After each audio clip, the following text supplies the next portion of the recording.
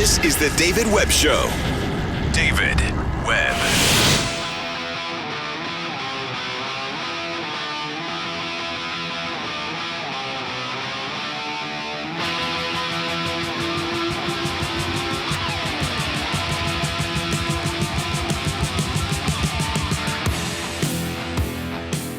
Second hour on a national security focus tonight. Available on demand. Share it with your friends. SiriusXM.com/on demand.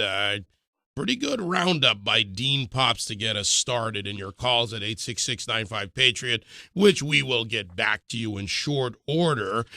Christians in the Middle East and ISIS. Christians versus ISIS. There is more than a demand for action. There is a need. Mosul's entire population was given a 24-hour ultimatum either to convert to the ISIS brand of Islam or face beheading when they captured the city in June of last year. As a result, 100,000 Christians fled in just one night, leaving behind their homes and possessions to be looted by the jihadi fighters. Those who stayed behind had to pay the jizya, an Islamic tax levied on non-believers, amounting to some 5,200 pounds, British sterling. I don't know why we have that, but I'll have to ask my guest for the conversion. I'm not a good guy with the conversions. I need a calculator. But that is more than the yearly salary of the average Iraqi, and those who couldn't afford the levy tragically were executed. This is what Christians face, and we have covered a number of those stories. Steve Oshana is the executive director of A Demand for Action, and he joins me now. Steve, good evening to you. Good evening, David. Thank you for having me. So let's sum this up. I gave kind of the summary here, the introduction, and this is part of your cause, what you fight at your organization. Yes, that's correct. The Demand for Action is a global advocacy organization. We have operations in 19 countries, and we advocate on behalf of Assyrian, Chaldean, Syriac Christians in the Middle East.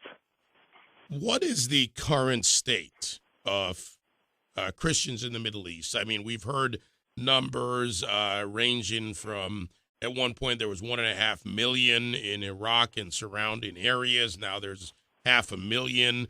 We've heard of the plight of the Yazidis, who were essentially chased up the mountain and left there. Then they came down from the mountain until they'd be chased up again by the radicals, just for example.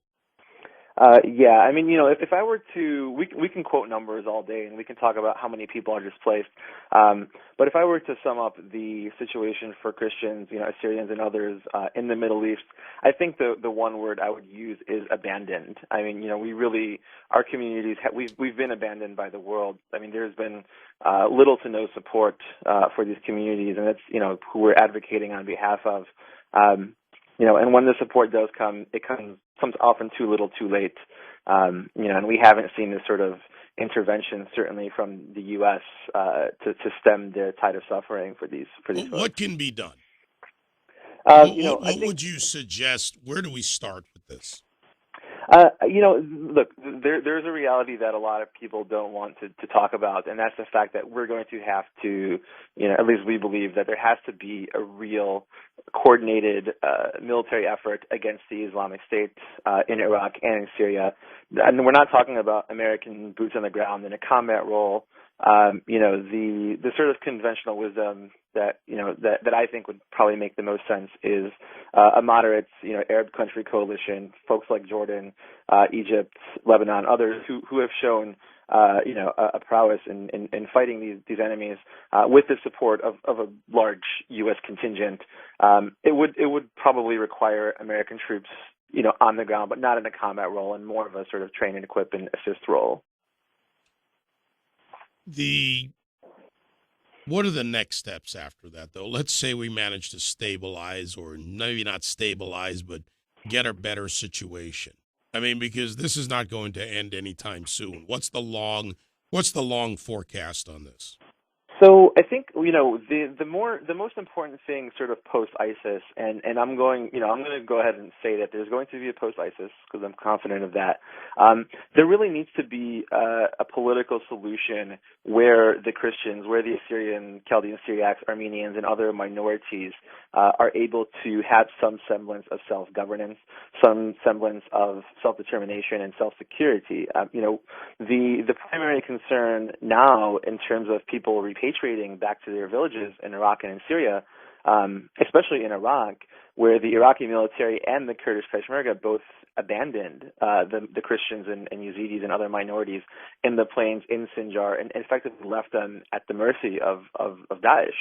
So I think a political solution where you have those communities, who are not under the thumb of the Kurdistan regional government, who are not under the thumb of the central government, who have some level of autonomy, some level of self-governance. I think that's going to be I think that's really the only solution to maintain our presence in that land in perpetuity.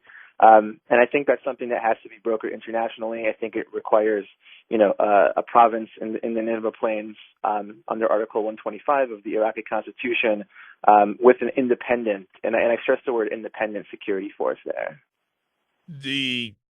There's a harsh reality here. There may not even be an effective Iraqi government. It is effectively a broken state with a centralized government. To establish this independent security force requires replenishment, support, supply. These are the logistics challenge. Logistics matters. So, there are a couple things there. One, we were successful last year in the FY15 National Defense Authorization Act. We did put forward an amendment that did move forward, and the president signed it, that expanded the definition of security for the counter-ISIL provision to include local security forces in the Nineveh Plains. So, arm the Christians, to summarize it for the folks listening. More or less. Arm the Christians, Yazidis, other minorities, but arm them independently. The idea is to arm, groups who are willing to protect those regions, who are independent from the political structures who they feel have abandoned them and quite frankly have abandoned them. Meaning, are they capable of the fight? We've just seen an incredible failure by the administration's efforts. 500 million, 9 fighters. Are they capable of the fight against hardened, whether it be Daesh fighters, as you refer to them, or others? Sure, absolutely. I will say unequivocally that, at least on behalf of the Assyrian Christians, and our people do have a history as fighters, and I'm not just talking 6,000 years ago from the Assyrian Empire. I'm talking pre-2003. The Assyrian Democratic Movement had a militia. Had 2,000 people who were very capable of fighting, who fought side by side with the Americans during the invasion. We are from World War II, and World War I. We as a people have historically shown a prowess to fight if given the proper support. In Syria, the Syriac Military Council, the MFS, has done an incredible job protecting the Khabar River Valley, the greater Hasaka area. They have sort of recently started to see a little bit of support from the U.S. But our people are willing to fight. Those are our lands. We've been there since the beginning of time, and those folks want to stay there. And so I think with the proper support, absolutely, I'm 100% confident in the ability of our people to defend themselves. Who could you have as an ally? And it may not be the ally you have rarely do you have a perfect relationship with, but who would be the ally? Would it be the Peshmerga? Would it be, in their own self-interest if you were to maintain the fight against your mutual enemy, for instance? Right. That's a great question, and I think the natural ally, I think, of the Christians and minorities should be the United States. I think the U.S. has probably the greatest interest in maintaining a pluralistic Middle East, and especially a pluralistic Iraq. The question of the Kurds is a sort of trickier question. I think certainly, all of the folks who are sort of formed the militias in Iraq have some, correspondence with the Peshmerga. There are a couple of militias who are sort of part of the Peshmerga in a formal way. Then there is another one, the Nineveh Plains Protection Unit, which is not sort of directly tied to the Peshmerga. They're an independent party, but, they obviously coordinate with them because when you're operating in northern Iraq, that's a reality of operating in that area.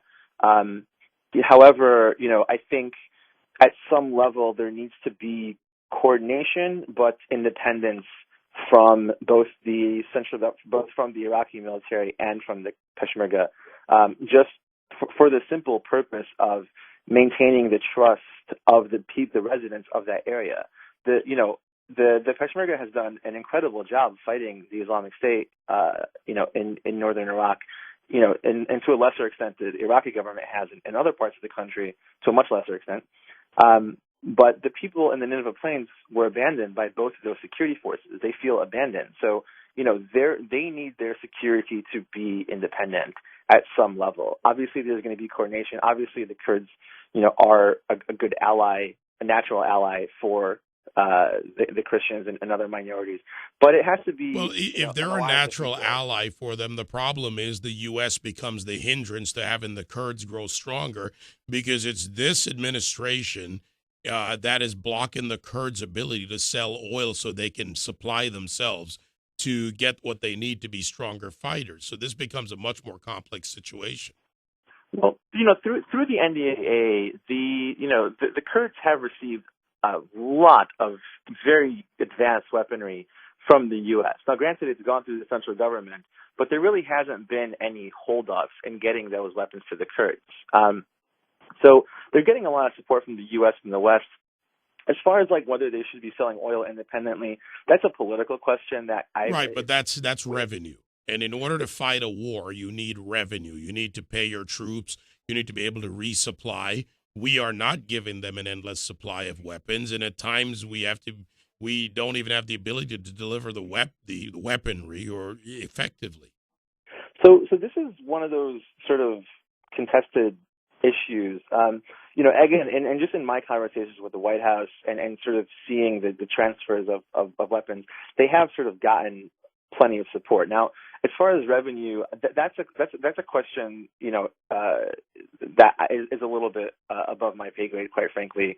I do think that there is plenty of revenue if the revenue were shared properly through the central government. Then yes, then that might not be so much of an issue. And I think the lack of revenue, the need to sell oil outside of the central government structure, is a reflection of a breakdown in the central government and the Kurdish relations with the central government, not a reflection of necessarily a need outside of that, if that makes sense. I mean, so, were that relationship functioning properly, and, the U.S. foreign policy right now towards Iraq is to work to make sure that functions properly, then there shouldn't be a need to sell oil. I generally hesitate with the idea of non-state actors or sort of semi-state actors, maintaining, having unilateral or bilateral trade agreements when it comes to resources. I think that falls a little bit outside of the norm, and certainly undermines the cohesion of an Iraqi state, which is the stated policy of the U.S. So, our stated policy doesn't belie the reality. Iran has a foothold there. They have a Kurdish issue. They would like to see the Kurds subordinated. Therefore, Iran is acting in their interest to reduce that effect on their population, and they now have an effective foothold in Baghdad. So policy is one thing, but reality is a much stronger issue to deal with. So I look, there's not a good solution or a perfect solution here, but we do have to be realistic in that in order for one group to be stronger fighters, logistics, any military structure needs logistics. And if they don't get it properly, and if they don't get it to bring themselves to an overwhelming capability, they won't be able to defeat. And the Iraqi army, they've basically laid it down and walked away. Yeah, I mean, when you're talking about the Nineveh Plains, quite frankly, so did the Peshmerga. I mean, like they left the Nineveh Plains. Let's be honest. And I agree with you in principle that you do sort of need an overwhelming strength to sort of overpower an enemy like ISIS. I question whether the only way to do that is to sell oil outside of the central government structure. I don't see a reason why that can't sort of happen through the legitimate means, and perhaps a larger percentage of that oil go back to the KRG. I don't advocate destroying the sovereign borders of Iraq. This, as far as we're concerned, Iraq is a country. Until that changes, I think we need to respect the sovereignty and the territorial integrity of that government. If as much of a government as it is. And that might be the most realistic way to look at it, as much as it is. Steve, you've got a great deal of work to do ahead of you, bringing light to this issue of Christians in the Middle East. The website is ademandforaction.com. Stephen Oshana is the executive director.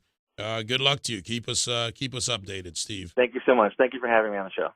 866-95-PATRIOT on Twitter at David Webb Show. We'll get your calls after this. This is the David Webb Show. David Webb.